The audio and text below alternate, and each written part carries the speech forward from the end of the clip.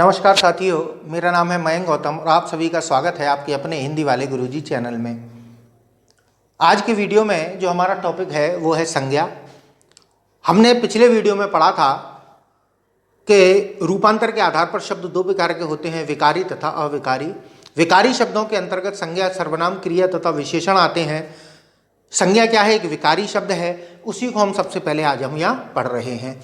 अब सबसे पहले हम बात करते हैं कि ये जो संज्ञा शब्द है, इस संज्ञा शब्द का उत्पत्ति कैसे हुई है ये हम जानेंगे, और साथ में आज के वीडियो में हम क्या क्या पढ़ेंगे वो भी आप जान लीजिए। संज्ञा क्या होती है, संज्ञा को पहचानने का तरीका क्या है, संज्ञा कितने प्रकार की होती है, संज्ञा को कितने प्रकार से वर्गीकृत किया जा सकता है। व्याकरणाचार्य संज्ञा के प्रकारों को लेकर एक मत पे नहीं है, हम उन सभी मतों को देखेंगे कि उनका क्या क्या मानना है, और विभिन्न प्रकार से आपको इसका मैं वर्गीकरण आज बताऊंगा। क्योंकि परीक्षा में आजकल जो प्रश्न पूछे जा रहे हैं वो सामान्य तौर पर नहीं, थोड़े से घुमाकर पूछे जा रहे हैं, उसीलिए मैं यहाँ पर आपको संज्ञा का टॉपिक विस्तार से पढ़ाऊंगा। 3-4 वीडियो में ये पूरा का पूरा कवर होगा। वैसे संज्ञा टॉपिक को आप अगर चाहेंगे तो ये जो मेरा वीडियो होगा इसमें मैं संज्ञा के सभी प्रकारों को समझा दूंगा, लेकिन उनको और विस्तार से समझने के लिए सबके लिए मैं एक एक प्रकार का एक एक वीडियो आपके लिए बनाऊंगा। अगर आप चाहें तो उनको भी देख सकते हैं, वरना आपका संज्ञा का जो भी भ्रम है वो इसी वीडियो में समाप्त कर दिया जाएगा। ठीक है, तो चलो शुरू करते हैं आज के अपने वीडियो को। तो देखिए, सबसे पहले हम बात करते हैं संज्ञा। संज्ञा की बात करी जाए तो संज्ञा जो हमारा शब्द है ये बना है सम धन ज्ञा से। किससे? सम धन ज्ञा। अगर मैं सम की बात करूं तो सम होता है सम्यक और ज्ञा का अर्थ है ज्ञान, अर्थात सम्यक ज्ञान कराने वाले। सम्यक मतलब सही ज्ञान कराने वाले। तो इन संज्ञा शब्दों का या संज्ञा का काम क्या होता है? वो होता है सही ज्ञान कराना। किस चीज का सही ज्ञान कराना? इस संसार की प्रत्येक वस्तु का सही ज्ञान कराना। और सही ज्ञान होता कैसे है? सही ज्ञान होता है उसका नाम जानकर। जैसे आप बस में बैठकर जा रहे हैं, तभी आपके बेटे ने एकदम गाड़ी से बाहर उंगली की तरफ करते हुए दिखाया कि पिताजी ये क्या है, तब आप क्या उत्तर दोगे? या किसी भी बच्चे ने आपसे पूछा कि अंकल ये क्या है, तो आप तुरंत क्या उत्तर दोगे? अगर ताजमहल होगा तो आप क्या बोलोगे? बेटा ये ताजमहल है। तो उस ताजमहल नाम से क्या हुआ कि उस बच्चे को ज्ञान हो गया कि ये क्या चीज है। तो ये ताजमहल क्या हो गया? आपका शब्द संज्ञा हो गई। अब ताजमहल संज्ञा नहीं है, ताजमहल जो नाम आपने अपने मुख से उच्चारित किया है वही क्या है? संज्ञा है। तो संज्ञा क्या होती है? जो हमको सही ज्ञान कराए किसी भी वस्तु का। तो बात समझ में आई संज्ञा क्या होती है। अब हम बात करते हैं व्याकरणाचार्यों की दृष्टि से। व्याकरणाचार्यों ने इसकी परिभाषा विभिन्न आधारों पर दी है। अगर हम बात करें तो संज्ञा वह चीज है जिसको हम कक्षा 3 से पढ़ते हुए आ रहे हैं। संज्ञा की परिभाषा बच्चों को कक्षा 3 से पढ़ानी शुरू कर दी जाती है, और हमको एक बचपन से रटे हुए चले आ रहे हैं कि किसी प्राणी, वस्तु या स्थान के नाम को संज्ञा कहते हैं। तो क्या केवल संज्ञा की परिभाषा इतनी सी है? जी देखिए, संज्ञा की परिभाषा तो वैसे इतनी सी है, लेकिन अगर हम इसको देखें विस्तृत तरीके से, तो आज आप तैयारी कर रहे हैं कंपटीशन की, तो आपके लिए संज्ञा की परिभाषा अच्छी तरीके से पता होनी चाहिए। तो देखिए, संज्ञा की परिभाषा क्या होती है वो समझ लीजिए। संज्ञा कैसे आपको पहचाननी वो मैं बताता हूँ। देखिए, संज्ञा उस विकारी शब्द को कहते हैं जिससे किसी व्यक्ति, वस्तु, स्थान, भाव आदि के नाम का बोध होता है। किसका बोध होता है? नाम का बोध होता है। तो अब इस नाम शब्द का और आप समझिए नाम क्या है। असल में संस्कृत में संज्ञा का ही एक समानार्थी शब्द है, उसे बोलते हैं नाम, या कहा जाए संज्ञा को ही नाम भी कहा जाता है। अगर आप इसको अंग्रेजी में देखोगे तो आप इसको जानते हैं नाउन, और अगर मैं उर्दू की बात करूं तो इसको इस्म कहा जाता है। क्या कहा जाता है? इस्म कहा जाता है। तो ये संज्ञा के सब क्या हैं? नाम है। तो आप ये समझ लीजिए कि देखिए, मेन पॉइंट बता दे रहा हूं आपको, बहुत अच्छी बात। जब भी आप संज्ञा शब्द सुनते हो ना तो थोड़ा व्याकरण जैसा लगता है कि व्याकरणीकरण कर दिया, लेकिन आप संज्ञा जब भी आप कहीं पर पढ़ो तो संज्ञा के स्थान पर आप क्या पढ़ो? नाम। समझ रहे हैं आप? नाम। तो अब समझिए इसकी परिभाषा हमको कैसे बनानी है और कैसे इसको संज्ञा को समझना है कि पेपर में आ जाए तो कैसे तुरंत एक बार में आप समझ जाएं कि ये संज्ञा है कि संज्ञा नहीं है। तो समझिए संज्ञा क्या है। संज्ञा को ही हम नाम कहते हैं, और नाम क्या होते हैं वो आप जानते हैं। इस संसार की प्रत्येक वस्तु जो आज उपस्थित है या समाप्त हो चुकी है या आने वाली है, उसका कोई ना कोई क्या होगा? नाम होगा। तो उसका जो नाम होगा वही क्या होगी? संज्ञा होगी। तो बात समझिए, इस संसार की प्रत्येक वस्तु इस संसार की प्रत्येक वस्तु का नाम ही संज्ञा है, वस्तु का नाम ही संज्ञा है। बात समझ में आई? अब ये जो वस्तु शब्द है ये बहुत विशाल है, ये सिंपल शब्द नहीं है। वस्तु जैसे हम कुर्सी मेज बोल देते हैं वह वस्तु नहीं है, ये वस्तु कई चीजों का बोध कराती है। वस्तु का बोध यहाँ सजीव और निर्जीव दोनों चीजों से लिया जा सकता है, अर्थात संसार की प्रत्येक वस्तु चाहे सजीव हो चाहे निर्जीव हो, अगर उसका कोई नाम है तो वही क्या है? संज्ञा है। तो बात समझ में आ रही है? किसी भी नाम से आप किसी भी चीज को पुकारोगे तो वही नाम क्या कहलाएगा? संज्ञा कहलाएगी। तो बात समझ में आई? तो ऐसे समझिए संसार की प्रत्येक वस्तु का नाम ही संज्ञा है। अब इसको पहचानने के लिए आपको दो बातें याद रखनी है। इस परिभाषा में हम थोड़ा सा कुछ ऐड और करते हैं और फिर इसकी जो ओवरऑल परिभाषा बनेगी वो आपके लिए काम करेगी गोल्डन फॉर्मूला का। ठीक है, तो दो चीजें हम जोड़ते हैं कि वस्तुएं क्या होती हैं? जिन्हें हम देख सकते हैं और छू सकते हैं। क्या कर सकते हैं? देख सकते हैं और छू सकते हैं, अर्थात टच कर सकते हैं। बात समझ में आई? वस्तुएं चाहे सजीव हो चाहे निर्जीव हो, हम देख भी सकते हैं, छू सकते हैं। अगर हम छू नहीं सकते तो देख सकते हैं, जैसे सूर्य है हम उसे देख सकते हैं लेकिन छू नहीं सकते। अब यहां से बैठे हुए आप प्रधानमंत्री वो अमेरिकन राष्ट्रपति को देख सकते हो टीवी के माध्यम से, लेकिन उसे जाके छू नहीं सकते। अभी आप जब मन हो पैसा खर्च करो, पहुंच जाओ अमेरिका, छू लो उनको, कोई टेंशन नहीं है। तो एक तो प्रकार आपको यह याद रखना है कि संज्ञा यानी कि नाम ऐसे भी होते हैं जिन्हें हम देख सकते हैं और छू सकते हैं, और कुछ नाम ऐसी चीजों के रखे जाते हैं जिनको देखा नहीं जा सकता ना ही छुआ जा सकता है, उन्हें हम केवल महसूस कर सकते हैं। अब महसूस का मतलब जैसे गर्मी लगी है आपको, तो गर्मी ना आप देख सकते हो ना ही छू सकते हो, लेकिन गर्मी क्या करी जा सकती है? महसूस करी जा सकती है।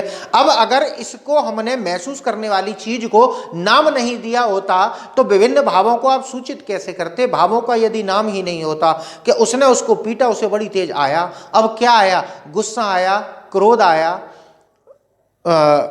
जुगुप्सा आई, क्या आया? ठीक है, तो ये नाम क्या है? ये भी क्या है? संज्ञा ही है। तो बात आपकी समझ में आई कि संज्ञा देखा छुआ जा सके या महसूस किया जा सके, अगर उन चीजों को हम नाम देंगे तो वही क्या कहलाएंगे? संज्ञा कहलाएंगे। और अब जो मैं परिभाषा बोल रहा हूं इसको आप नोट कर लीजिएगा, एक एक लाइन बहुत महत्वपूर्ण है कि इस संसार की प्रत्येक वस्तु जिसे हम देख सकते हैं, छू सकते हैं या महसूस कर सकते हैं, उन सभी के नामों को संज्ञा कहते हैं। बात क्लियर हो गई? इसको आप पीछे ले जाइए वीडियो को और इस परिभाषा को कहीं पर आप लिख लीजिए। आप चाहेंगे तो मैं नीचे एक परिभाषा इसको लिखकर भी दे दूंगा। तो समझ में आया संज्ञा की परिभाषा? संज्ञा क्या होती है? इस संसार की प्रत्येक वस्तु जिसे हम देख सकते हैं, छू सकते हैं या महसूस कर सकते हैं, उन सभी के नामों को संज्ञा कहा जाता है। जैसे ये पेन है, अब इस पेन की बात करूं तो ये पेन संज्ञा नहीं है, इसका जो हमने नाम अभी लिया है पेन, ये पेन संज्ञा है। और सभी भाषाओं में संज्ञा बदलती नहीं है।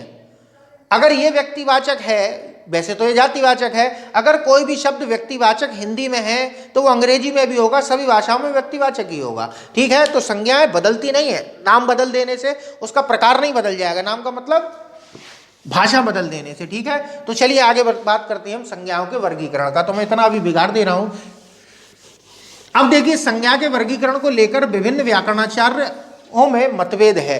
देखिए हमारी जो हिंदी है कई भाषाओं से प्रभावित है। अंग्रेजी व्याकरण, अंग्रेजी के व्याकरण को भी हिंदी में प्रयोग किया जाता है। फारसी के भी शब्द हिंदी में प्रयोग किए गए। अरबी, फारसी, तुर्की और जाने किन किन भाषाओं के शब्द हमारी हिंदी में प्रयोग किए गए। तो उन सभी का प्रभाव होने की वजह से हिंदी का जो व्याकरण है वो थोड़ा सा कई लोगों ने अपने अनुसार परिवर्तित कर दिया है। तो हम देखते हैं संज्ञा का वर्गीकरण। देखिए मैं यदि कामता प्रसाद जी की बात करूं तो उन्होंने संज्ञा का वर्गीकरण बताया है मुख्यतः दो आधारों पर, लेकिन मैं आपको ये संज्ञा का वर्गीकरण मुख्यतः तीन आधारों पर कराऊंगा। देखिए सबसे पहला जो आधार है वो है तत्वबोध के आधार पर। तत्वबोध के आधार पर अगर मैं तत्वबोध के आधार की बात करूं तो तत्वबोध के आधार पर संज्ञा होती है दो प्रकार की। यानी कि मैं यहां पर अगर संज्ञा को लिख दूं तो तत्वबोध के आधार पर संज्ञा जो होती है दो प्रकार की होती है। एक होती है क्या नाम है उसका, पदार्थ बोधक, और दूसरी होती है आपकी भाव बोधक। अब कई व्याकरणाचार्य इनको अलग अलग नाम दे देते हैं। इसी पदार्थ बोधक को वस्तु बोधक भी कह देते हैं, ठीक है। इसी को मूर्त कह देते हैं, या इसी को क्या बोलते हैं, दृश्य भी कह देते हैं, ठीक। भावबोधक को धर्मबोधक, अमूर्त या अदृश्य, ठीक है। ये इनके नाम कई लोगों ने अपने अपने अनुसार दिए हैं, लेकिन मुख्य रूप से तत्वबोध के आधार पर संज्ञाएं दो प्रकार की होती हैं, पदार्थ बोधक और भावबोधक। अब इनको थोड़ा सा समझिए। पदार्थ बोधक अर्थात वस्तु बोधक, अर्थात ऐसी वस्तुएं जिन्हें हम देख सकते हैं और छू सकते हैं। तो मैंने जो बताया था, देख सकते हैं और छू सकते हैं, ठीक है। देख सकते हैं, छू सकते हैं, तो उनको वस्तु कहते हैं। अब वस्तुओं में भी देखो दो होती हैं, बात सीधी सी बात है, जड़ और चेतन। तो जड़ और चेतन की बात करी जाए, अर्थात सजीव और निर्जीव की बात करी जाए, तो वो दोनों इसी में समाहित हैं। तो देखिए, तत्वबोध के आधार पर दो प्रकार हुए, पदार्थ बोधक और भावबोधक। भावबोधक होता है जिसे हम केवल महसूस कर सकें। अब देखो, जैसे कि मैं बात करूं, देख सकते हैं, छू सकते हैं, और इसको क्या कहते हैं, महसूस कर सकते हैं। तो ये हो गए तत्वबोध के आधार पर। अब बात करते हैं संज्ञा के मूल भेदों की। मूल भेद, या इनको बोलते हैं हम उत्पत्ति के आधार पर, ठीक है। उत्पत्ति के आधार पर संज्ञा के मूल भेदों की बात करेंगे। संज्ञा के मूल भेद, वैसे तत्वबोध के आधार पर तो दो प्रकार की संज्ञा हो गई। अब जब संज्ञा के मूल भेद की बात करी जाती है, उत्पत्ति के आधार पर बात करी जाती है, तो ये जो पदार्थ बोधक है, इसके दो भाग हो जाते हैं पदार्थ बोधक के। एक हो जाता है व्यक्तिवाचक और एक हो जाता है जातिवाचक। क्या हो जाता है, जातिवाचक। व्यक्तिवाचक और जातिवाचक, इसको भी हम समझेंगे। पहले इधर समझ लीजिए, भावबोधक से निकल कर आती है भाववाचक संज्ञा। क्या निकल के आती है, भाववाचक संज्ञा। बात आपकी समझ में आ रही है। तो मूल भेद यदि बात करी जाए, तो हिंदी व्याकरण के अनुसार या संस्कृत व्याकरण के आधार पर संज्ञा मूल भेद कितने होते हैं, तीन होते हैं। कौन कौन से, एक होता है व्यक्तिवाचक, दूसरा होता है जातिवाचक, तीसरा होता है भाववाचक। व्यक्तिवाचक क्या होता है, इसको ऐसे समझिए, व्यक्ति शब्द व्यक्तिगत का बोध करा रहा है। व्यक्तिगत अर्थात किसी भी वस्तु का यदि कोई व्यक्तिगत नाम रखा गया है, व्यक्तिगत का मतलब पर्सनल जो नाम रखा गया है, उसी को हम क्या कहते हैं, व्यक्तिवाचक संज्ञा कहते हैं। और जातिवाचक का अर्थ है जो एक संपूर्ण जाति का नाम रखा गया है, उसी को हम जातिवाचक संज्ञा कहते हैं। मैंने बताया कि जब भी आप कहीं पढ़ो व्यक्तिवाचक संज्ञा, तो आप समझिए व्यक्ति का बोध कराने वाले संज्ञा अर्थात नाम। तो आप संज्ञा मत पढ़ा करो, संज्ञा जैसी कहीं दिखाई दे आप उस तुरंत संज्ञा को हटाओ, उसके स्थान पर नाम शब्द रखा लो। तो आपसे जब भी पेपर में पूछेगा बताओ इनमें से जातिवाचक संज्ञा कौन सी है, तो आप जातिवाचक संज्ञा मत समझो, उसको क्या समझो, जाति का बोध कराने वाले नाम। अर्थात जो किसी संपूर्ण जाति का नाम रखा गया होगा, उसी को हम क्या कहेंगे, जातिवाचक संज्ञा कहेंगे। अब देखिए, अंग्रेजी व्याकरण के प्रभाव में आने पर, अंग्रेजी भाषा का प्रभाव जब हिंदी व्याकरण पर पड़ा, तो इस जातिवाचक के दो भेद और हो गए। एक कामता प्रसाद जी ने भी इनको माना है। तो जातिवाचक संज्ञा के दो भेद हो जाते हैं। एक तीसरा हो जाता है पदार्थवाचक। पदार्थवाचक को ही कह दिया जाता है द्रव्यवाचक, ठीक है। ये जो द्रव्य है इसी को पदार्थ कहते हैं। ये पदार्थ और ये पदार्थ थोड़ा सा अंतर है। ये पदार्थ उस पदार्थ को कहते हैं जिससे वह मूल तत्व जिससे विभिन्न प्रकार की वस्तुएं बनाई जाती हैं, उसी को पदार्थ कहते हैं। यह द्रव्य क्या होता है, जो ठोस, द्रव्य या गैस तीनों अवस्थाओं में पाया जाता है, उसी को हम क्या कहते हैं, द्रव्यवाचक कहते हैं। अब यहाँ समझिए, जो अगला भेद है वो है आपका, यहाँ मैंने गलत लिख दिया, तीसरा या चौथा है। और ये जो पांचवा प्रकार है, इसको बोला जाता है समूहवाचक संज्ञा। क्या कहते हैं, समूहवाचक संज्ञा। अब देखिए, समूहवाचक क्या होता है, जो पूरे समूह का बोध कराए। अब समूह क्या होता है, जैसे हमने चार बच्चों को इकट्ठा किया, किसको इकट्ठा किया, चार लड़कों को इकट्ठा किया, और उन लड़कों को इकट्ठा करने के बाद उसके जो समूह है उसका हमने कोई नाम रखा। जैसे लड़कों को इकट्ठा करते ही हमने क्या बोल दिया, गिरोह, तो गिरोह शब्द क्या हो गया, एक समूह का बोध करा रहा है, तो उसी को हम क्या कहेंगे, समूहवाचक संज्ञा कहेंगे। मैं अभी इनको सभी को अच्छी तरीके से समझाऊंगा, पहले आप समझ लीजिए संज्ञाओं का वर्गीकरण कितने आधारों पर है। देखिए सबसे पहला आधार था तत्वबोध के आधार पर अगर पूछेगा तो संज्ञा कितने प्रकार की होती है, दो प्रकार की होती है, पदार्थ बोधक और भाव बोधक। अगर आपसे पूछ ले कि संज्ञा मूल कितने प्रकार की होती है, तो संज्ञा मूल रूप से तीन प्रकार की होती है, व्यक्तिवाचक, जातिवाचक या भाववाचक। और यदि आपसे पूछ ले उत्पत्ति के आधार पर संज्ञा कितने प्रकार की होती है, तब भी तीन प्रकार की, व्यक्ति, जाति और भाववाचक। यदि वो आपसे पूछ रहा है, देखिए इधर मैं लिख रहा हूं, यदि वो आपसे पूछ रहा है कि संज्ञा के कुल भेद कितने हैं या संज्ञा कितने प्रकार की, साधारण तौर पर पूछ रहा है आपसे संज्ञा के प्रकार, साधारण तौर पर संज्ञा के प्रकार या संज्ञा के कुल प्रकार। सामान्य तौर पर अगर आपसे वो पूछ रहा है कि संज्ञा कितने प्रकार की होती है, तो 5 प्रकार की बतानी है। ठीक है, मैं यहां सबकी जगह पे लिख दे रहा हूं, ये 2 प्रकार के, ये उत्पत्ति के आधार पर 3 प्रकार के, और संज्ञा के प्रकार 5 हैं और कुल प्रकार भी 5, यही या की बात हो गई। तो ये सभी पांचों शामिल हो जाएंगे, ये वाले, ये जो पांचों हैं ये आपके क्या हैं, कुल प्रकार है। और ये अंग्रेजी व्याकरण की वजह से इनको यहां पर ले आया गया है। ठीक है, बात क्लियर हो गई। अब इनको हम पर्सनली अलग अलग चीजें समझते हैं। देखिए व्यक्तिवाचक क्या होता है, व्यक्तिवाचक मैंने जो अभी अब बताया, सबसे ज्यादा समस्या इन जातिवाचक और व्यक्तिवाचक में ही होती है। बहुत से लोग समझ नहीं पाते कि सर जी ये व्यक्तिवाचक है या जातिवाचक है, तो आप समझिएगा इसको बहुत आसानी से, मार्कर कहाँ गया, ये रहा, हाँ जी, इसको अच्छी तरीके से समझिएगा। देखिए व्यक्तिवाचक की परिभाषा क्या है वो समझिए पहले। व्यक्तिवाचक अर्थात वे संज्ञाएं जिनसे केवल एक व्यक्ति या एक वस्तु का बोध हो।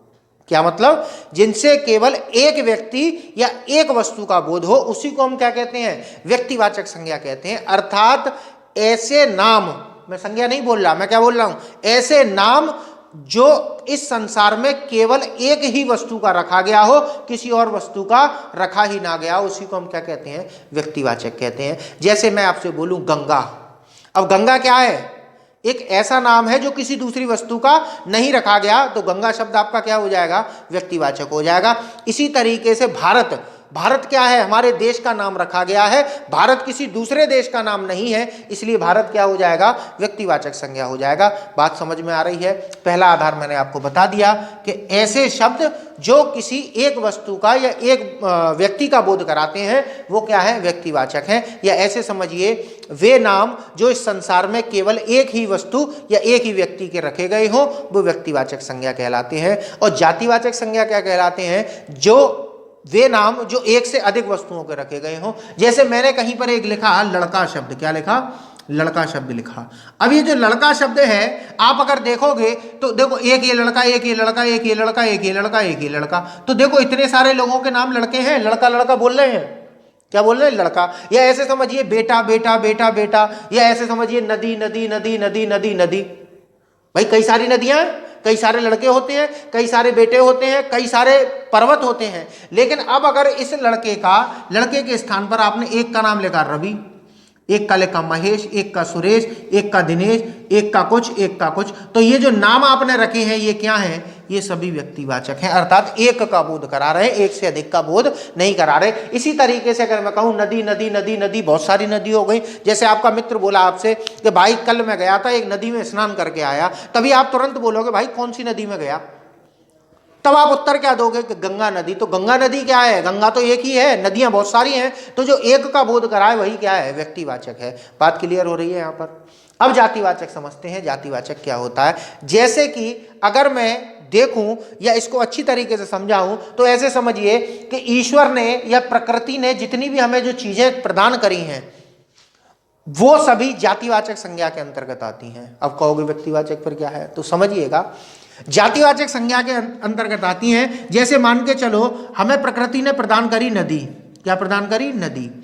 या मनुष्य ने कोई भी चीज बनाई तो वो जैसे कि नदी है, समुद्र है, हमने बनाई, देखो सड़क बनाई, हमने शहर बनाया, ठीक है, हमने मकान बनाए या कहो महल बनाया हमने, तो ये सभी क्या है, जातिवाचक शब्द हैं। फिर व्यक्तिवाचक क्या है, अब देखिए नदी बनाई तो नदी बनाते बनाते ईश्वर ने बहुत सारी बना दी। तो नदी शब्द क्या है, बहुत सारी नदियों का बोध करा रहा है, तो ये जातिवाचक हो गया। इसी तरीके से समुद्र क्या हो गया, बहुत सारे समुद्र हैं संसार में, तो वो एक समुद्र प्रजाति का बोध करा रहा है, तो उसी को हम क्या कहेंगे, जातिवाचक। इसी तरीके से सड़कें बहुत सारी हैं, इसी तरीके से शहर बहुत सारे हैं, इसी तरीके से महल बहुत सारे हैं। अब इन्हीं के अगर हम बात करें तो हमें जब इनका भ्रम समाप्त करना होता है तो भ्रम समाप्त करने के लिए जो नाम रखे जाते हैं वो व्यक्तिवाचक कहलाते हैं। भ्रम समाप्त कैसे, अब आपने बोला था नदी, अब जैसे ही मैंने यहाँ लिख दिया गंगा, अब गंगा शब्द सुनते ही आपके दिमाग में कोई और नदी नहीं आएगी, केवल गंगा आएगी, तो गंगा क्या हो गया, व्यक्तिवाचक। ठीक है। अब दूसरा देखिए, समुद्र बोला, समुद्र की जगह मैंने बोल दिया प्रशांत सागर, प्रशांत महासागर। तो प्रशांत महासागर क्या है, हमने एक समुद्र का नाम रख दिया, अब किसी और सागर का बोध यहां नहीं होगा। इसी तरीके से सड़क, अब सड़क की ऐसे बात समझिए, आपने अपने दोस्त को फोन किया, भाई जल्दी आ मेरी लड़ाई हो गई है, कि कहाँ है तू, के सड़क पे खड़ा हूं। अब भाई सड़क तो बहुत सारी है, तो आप भ्रम उत्पन्न हो गया। तो भ्रम उत्पन्न को समाप्त करने के लिए हम क्या करेंगे, उसको सड़क का नाम बताएंगे, अर्थात व्यक्तिगत नाम बताएंगे। तो हम जैसे कि अगर कहें कि भाई जल्दी आ मैं कस्तूरबा मार्ग पर हूं, जल्दी आ मैं गांधी मार्ग पर हूं, जल्दी आ मैं सुभाष मार्ग पर हूं, तो सुभाष मार्ग क्या हो जाएगा, वो एक व्यक्तिवाचक हो जाएगा। जैसे यहां पर आपने लिख दिया सुभाष मार्ग, तो सुभाष मार्ग जैसे ही आप बोलोगे तब उसका भ्रम समाप्त हो जाएगा, तो इसी को हम क्या कहेंगे, व्यक्तिवाचक कहेंगे। इसी तरीके से शहर, कि भाई मैं पिछले वर्ष उस शहर में घूमने गया, अब भाई उस शहर का मतलब तुरंत आपके दिमाग में भ्रम उत्पन्न होगा, तो भ्रम उत्पन्न होते ही आप पूछोगे उससे, भाई कौन से शहर, तो बोलेगा मैं आगरा गया। कहाँ गया, आगरा। तो आगरा शब्द ने क्या किया, आपके दिमाग के भ्रम को समाप्त कर दिया। अब बात करते हैं महल, कि भाई साहब मैंने महल देखा। अब भाई कौन सा महल देख लिया तुमने, तो महल आप तुरंत बोल दोगे कि मैंने ताजमहल देखा, तो ताजमहल क्या हो जाएगा, आपका व्यक्तिवाचक संज्ञा हो जाएगा। अब ये समझिएगा कि जातिवाचक व्यक्तिवाचक आसानी से आपको समझ में आ रहा है कि नहीं आ रहा है। अब मैं और चीज बता दूं, जो अभी मैं बार बार भ्रम की स्थिति बता रहा था, वो समझिएगा कि असली चीज क्या होती है, जातिवाचक शब्द होते हैं, या कहा जाए कि अर्थ की दृष्टि से अर्थवान जातिवाचक होते हैं, व्यक्तिवाचकों का कोई अर्थ नहीं होता। अब आप कहोगे अर्थ कैसे नहीं होता सर जी, ताजमहल का अर्थ है। चलिए अगर अर्थ है तो बताओ ताजमहल क्या चीज होती है, क्या होती है ताजमहल, आप ये बताओगे ताजमहल एक महल है, इतना ही तो बता पाओगे। लेकिन महल बता सकते हो क्या होता है, महल क्या होता है कि राजा महाराजा पहले रहने के लिए एक बहुत विशालकाय मकान को बनाया करते थे, या बहुत बड़ी इमारत बनाते थे, उसे महल कहते हैं। तो महल अर्थवान है, लेकिन ताजमहल कोई अर्थवान नहीं है। चलो सूर्य को ले लो, आपसे मैंने पूछा भाई साहब सूर्य क्या है, तो आप क्या बताओगे कि सूर्य एक तारा है ना, यही तो बताओगे। और क्या बता दोगे कि सूर्य रोशनी देता है हमको, सूर्य ऊर्जा देता है, सूर्य ऊर्जा नहीं देता हमको, वो तारा ऊर्जा दे रहा है, वो तारा हमको यहाँ पर गर्मी प्रदान कर रहा है, उसका नाम हमने अपने भ्रम को समाप्त करने के लिए सूर्य रख रखा है। अब आपसे पूछा जाए भाई साहब कहाँ रहते हो, पृथ्वी पर रहते हैं। कहाँ रहते हो, पृथ्वी नहीं, आप एक ग्रह पर रहते हो जिसका नाम पृथ्वी है। तो आप व्यक्तिवाचक संज्ञाओं को अर्थवान नहीं कह सकते, लेकिन सभी व्यक्तिवाचक संज्ञाओं की अगर मैं बात करूं तो सभी की नहीं यहां पर आप कह सकते। कुछ शब्द ऐसे हैं व्यक्तिवाचक जिनको अर्थ प्रदान किया गया है। अब मान के चलो कोई चीज है ही इस संसार में एक, तो उसका अर्थ होगा, जैसे प्रकृति है, अब प्रकृति तो एक ही है, तो प्रकृति को डिस्क्राइब किया जा सकता है। इसको डिस्क्राइब से समझिए कि जिनका हम डिस्क्राइब कर सकते हैं वो जातिवाचक हैं, और जिनको नहीं कर सकते वो व्यक्तिवाचक है। बात समझ में आ रही है।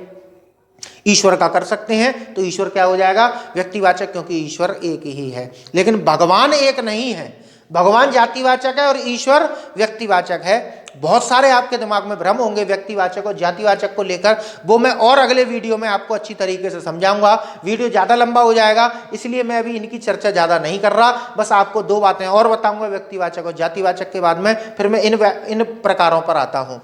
देखिए केवल आपको दो तीन बातें याद रखनी। पहली बात ये याद रखिए कि जातिवाचक क्या होता है कि आप जब भी कोई नाम सुने, अगर वो नाम आपने कहीं दो या तीन चीजों का देखा है, एक से अधिक किसी चीज का सुन रखा है या देख रखा है, तो वो जातिवाचक होगा।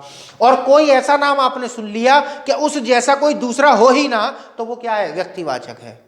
बात समझ में आ रही है। जैसे मैं बोलूं हिमालय, अब हिमालय कितने हैं, हिमालय शब्द सुनते ही आपके दिमाग में कोई दूसरी चीज आएगी ही नहीं, एक ही आएगा हिमालय, तो हिमालय व्यक्तिवाचक है। लेकिन अगर बोल दिया जाए पर्वत, तो पर्वत आपके दिमाग में बहुत सारे चलने लग जाएंगे, तो पर्वत क्या हो जाएगा, जातिवाचक। ठीक है। दूसरी बात कि ये जो होते हैं ये अर्थवान होते हैं, इनका कोई अर्थ नहीं होता। ठीक है, बात क्लियर हो गई। अब तीसरी जो बहुत महत्वपूर्ण बात है वो समझिए कि सामान्यतः इनके बहुवचन बनेंगे। देखो ये तो सीधी सी बात हो गई, इनके बहुवचन बनेंगे और इनके बहुवचन नहीं बनेंगे। और अगर इनके बहुवचन बना दिए गए तो ये जातिवाचक में आ जाते हैं। इस चीज को मैं अगले वीडियो में समझाऊंगा। ठीक है, कि इनके अगर हम बहुवचन बना दें तो ये जातिवाचक कैसे हो जाते हैं वो मैं आपको अगले वीडियो में बताऊंगा। जितने भी भ्रम है, गारंटी ले रहा हूं कि व्यक्तिवाचक और जातिवाचक आपने इससे अच्छा कहीं नहीं पढ़ा होगा।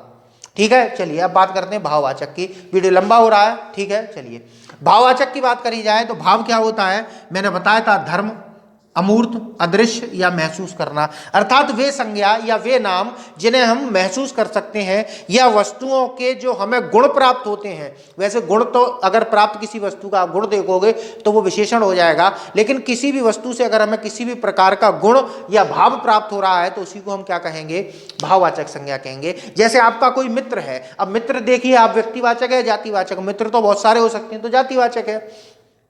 तो मित्र आपने बनाया तो आपने उसके अंदर क्या गुण देखा जिस वजह से आपने उसको मित्र बनाया, तो हमने उसके अंदर जो गुण देखा वही क्या है, मित्रता। तो सीधी सी बात है, मित्रता क्या होती है, ना देखी जा सकती है ना छुई जा सकती है, केवल महसूस करी जा सकती है। तो उसी को हम क्या कहेंगे, भाववाचक संज्ञा कहेंगे। इसी तरीके से आपको सर्दी महसूस होती है, ठीक है, इसी तरीके से आपको गर्मी महसूस होती है, इसी तरीके से आपको क्रोध आता है अर्थात क्रोध महसूस होता है, इसी तरीके से आपको हर्ष होता है। ये सभी क्या है, भाववाचक संज्ञा है। तो सीधी सी बात है कि जो भी चीज़ हमको महसूस होती है उस महसूस करने वाली चीज़ का अगर हम कोई नाम रख दें तो वही क्या कहलाता है, भाववाचक संज्ञा कहलाता है। अधिकतर भाववाचक संज्ञाओं का निर्माण अन्य शब्दों से किया जाता है। क्यों किया जाता है, क्योंकि भाववाचक संज्ञाएं आश्रित हैं किस पर, किसी ना किसी वस्तु पर। जैसे ये मित्रता किस पर आश्रित है, मित्र पर। मित्र होगा तभी तो आप मित्रता महसूस करोगे, मौसम सर्द होगा तभी तो आप सर्दी महसूस करोगे, अगर कोई क्रोध करने वाला व्यक्ति होगा, क्रोधी व्यक्ति होगा तभी तो आप क्रोध महसूस करोगे, कोई हंसने वाली बात होगी तभी तो अर्थ महसूस करोगे। तो ये कहीं ना कहीं एक तरीके से आश्रित होती हैं। चलिए आगे बढ़ जाते हैं, पदार्थवाचक। इसको समझिएगा कि जातिवाचक क्या था, कि इस संसार की ऐसी वस्तुएं जो बहुत सारी पाई जाती हैं उनको हम जातिवाचक संज्ञा कहते हैं। अब इन्हीं में समझ लीजिए कि वे संज्ञाएं या वे जातिवाचक संज्ञाएं, ये जातिवाचक के प्रकार है। वैसे पदार्थवाचक और समूहवाचक जातिवाचक से निकले हैं, ये मैंने अभी कराया था। तो पदार्थवाचक संज्ञाएं क्या होती हैं, कि वे संज्ञाएं या वे जातिवाचक संज्ञाएं जिनको केवल मापा तोला जा सकता है, गिना नहीं जा सकता, वो क्या है, पदार्थवाचक है। ठीक है, जैसे मैं अगर कहूं पानी, क्या पानी को आप गिन सकते हो, नहीं गिन सकते। क्या आप घी को गिन सकते हो, क्या आप चीनी को गिन सकते हो, क्या आप मट्टी को गिन सकते हो, नहीं गिन सकते। तो ये सभी क्या है, पदार्थवाचक हैं। या कहा जाए तो वे मूल तत्व जिनसे विभिन्न प्रकार की वस्तुएं बनाई जाती हैं वे सभी क्या है, पदार्थ हैं। जैसे इस पेन की बात करी जाए तो पेन शब्द क्या हो गया, जातिवाचक हो गया, पेन। लेकिन ये पेन बना किसका है, प्लास्टिक का बना है, तो प्लास्टिक क्या हो जाएगी, पदार्थवाचक हो जाएगी। बात आपकी समझ में आई। तो बस मैं इसीलिए बहुत आसानी से समझा रहा हूं कि वे जातिवाचक संज्ञाएं जिनको केवल मापा तोला जा सकता है, गिना नहीं जा सकता, वो सभी क्या है, पदार्थवाचक हैं। बात क्लियर हो गई। अब आ जाते हैं समूहवाचक में। समूहवाचक का मतलब किसी ना किसी समूह का बोध कराने वाला। ठीक है, अब बहुत से क्या कहते हैं कि लड़के अगर शब्द लिख दिया जाए तो ये समूह का बोध हो गया। ये समूह नहीं है, ये केवल हमने लड़का शब्द का बहुवचन बना दिया और बहुवचन बना देने से किसी भी संज्ञा का वचन परिवर्तन या कहा जाए प्रकार परिवर्तन नहीं हो जाता। यहां हो जाता है वो मैं बताऊंगा अगले वीडियो में। ठीक है, तो लड़के शब्द समूहवाचक नहीं है। अब लड़कों को इकट्ठा करके जो आपने उनके ग्रुप का नाम रखा, तो जैसे लड़के आए और उन्होंने झुंड बना लिया तो झुंड शब्द क्या हो जाएगा, आपका समूहवाचक हो जाएगा। इसी तरीके से कहा जाए हम चार दोस्त मिलकर उसकी बारात चढ़ाया है, क्या चढ़ाया है, बारात, तो बारात क्या हो जाएगा, समूहवाचक हो जाएगा। इसी तरीके से कहा जाए पुलिस आ गई, तो पुलिस कोई एक नहीं होती, हमारे प्रदेश की रक्षा करने वाले जो सिपाही हैं उन्हीं का समूह क्या कहलाता है, पुलिस कहलाता है। तो पुलिस भी क्या है, एक समूह का बोध करा रहा है। इसी तरीके से मैं कहूं कि बहुत सारे लोगों ने मिलकर क्या बना ली, एक पार्टी बना ली, क्या बना ली, पार्टी। तो पार्टी बनाते ही वो क्या हो गया, समूहवाचक हो गया। तो बात समझ में आ रही है, समूहवाचक क्या होता है, पदार्थवाचक क्या होता है, जातिवाचक क्या होता है, व्यक्तिवाचक क्या होता है और भाववाचक क्या होता है। यहां तक मैंने केवल एक छोटा सा आपको वर्गीकरण करके दिखाया है। इनको विस्तृत तरीके से मैं अलग अलग वीडियो में अलग अलग समझाऊंगा। व्यक्तिवाचक जातिवाचक को एक साथ पढ़ाऊंगा, पदार्थवाचक समूहवाचक को एक साथ पढ़ाऊंगा और भाववाचक आपको एक अलग वीडियो में पढ़ाऊंगा। आप ये समझ लीजिए इन 4 वीडियो में संज्ञा आपका टॉपिक ऐसा क्लियर हो जाएगा कि गारंटी ले रहा हूं आपका कि आप चाहे मुझसे स्टाम्प पेपर में लिखवा लेना कि किसी भी परीक्षा को आप हल कराना, लोअर से लेकर हाई लेवल की एक क्लास परीक्षा भी दे लेना। अगर संज्ञा का टॉपिक आपका गलत हो जाए तब कहना, मुझसे स्टाम्प पे लिखवा लेना, ठीक है। चलिए यहां तक बात समझ में आई। झुंड, पुलिस, पार्टी, सेना, बाजार, ये सभी शब्द क्या हैं, समूह का बोध कराते हैं। तो इन्हीं को हम क्या कहते हैं, समूहवाचक संज्ञा कहते हैं। तो मैं आपको आज इतना जो कराया है, ये अगर आपको अच्छी तरीके से समझ में आया है तो कमेंट के माध्यम से मुझे बताइए। कमेंट में आप जरूर बताया करिए मेरे को कि आपको वीडियो अच्छा लगा कि खराब लगा, क्या कमी लगी आपको मेरे वीडियो में। क्योंकि मैं जो आपको ज्ञान प्रदान कर रहा हूं, वैसे तो मैं ऑफलाइन पढ़ाता हूं, ऑफलाइन में मैं ज्ञान प्रदान करता हूं तो बहुत से बच्चे मेरे से वहां पढ़ लेते हैं, इसीलिए वो यहाँ पर मेरे वीडियो को नहीं देखते।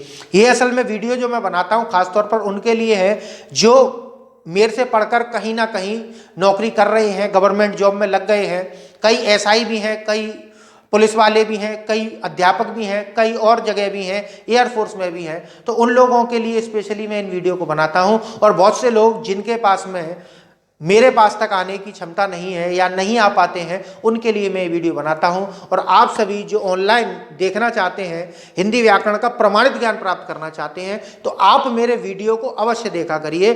आपको कुछ अलग हटके ही सब जगह से मिलेगा, यहाँ वो मिलेगा जो आपको कहीं और नहीं मिलेगा। मैं आपसे फिर कह रहा हूं इस बात को, तो इसलिए आप मेरे वीडियो को जरूर देखा करिए।